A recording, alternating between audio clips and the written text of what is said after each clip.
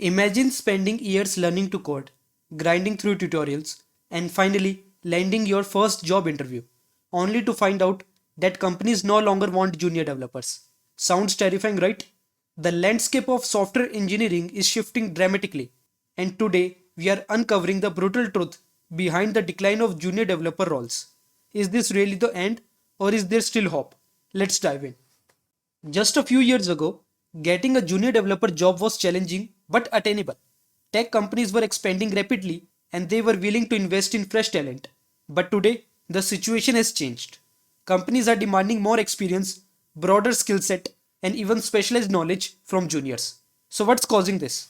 It's AI, ChatGPT, Copilot, and now DeepSeek, and other AI coding assistants can now produce functional code in seconds. Senior engineers who once relied on junior developers to handle repetitive coding tasks now have AI tools that do the same job faster and cheaper.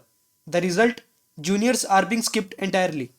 But AI isn't the only problem. Over the past few years, companies overhired during the tech boom. Now, with economic uncertainty and declining profits, mass layoffs have hit the industry.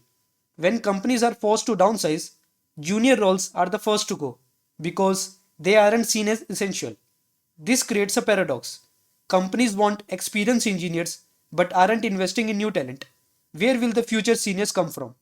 Here's the thing, AI can generate code, but it can't reason, innovate, or architect the solutions.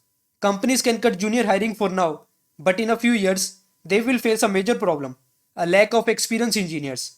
Without juniors today, there are no seniors tomorrow. This means that eventually, companies will be forced to open the doors again. But the juniors who prepare now will have the biggest advantage. The industry is evolving, but it's not dying.